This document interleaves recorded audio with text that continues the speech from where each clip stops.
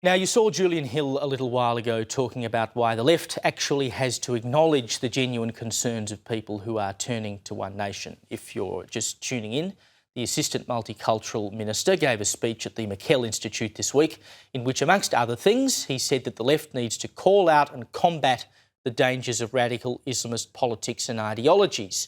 He said that many decent Australians have attended marches for Australia or may vote for One Nation, and that they deserve to be listened to rather than dismissed.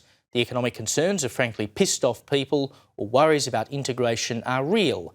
He also said that Australia Day needs to be embraced and that a systemic risk is that super diverse societies may break into separate groups. Diversity alone, he says, in modern Australia is not and cannot be a sufficient goal, i.e.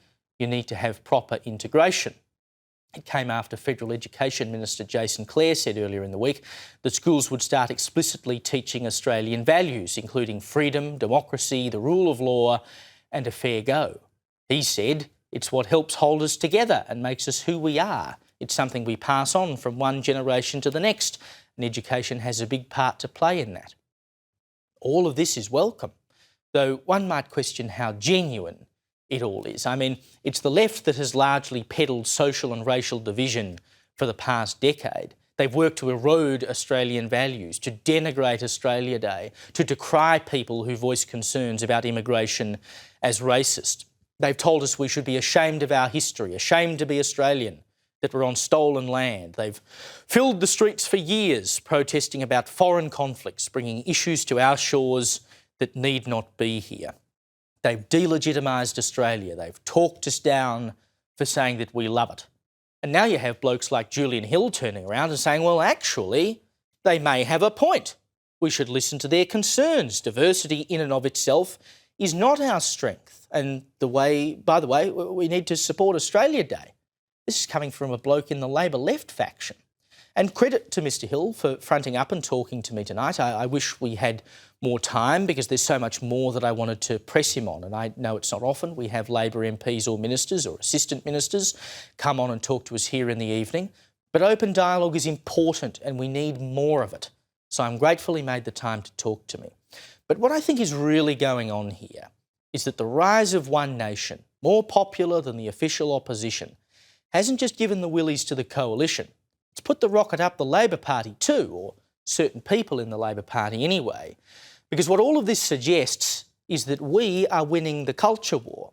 The culture wars that so many moderate Liberals keep saying won't win votes.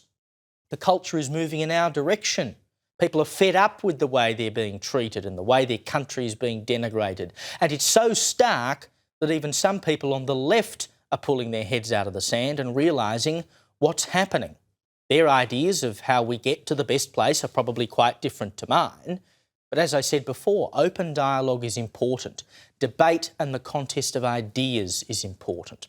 And if people like Julian Hill and others on the left are willing to come to the table and acknowledge that we have a point and that our concerns are legitimate, then I say, let's have the discussion.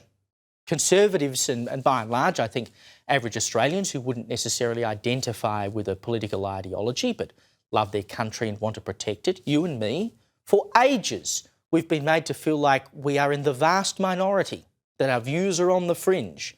The left has had the cultural power, but clearly that is turning. People are standing up.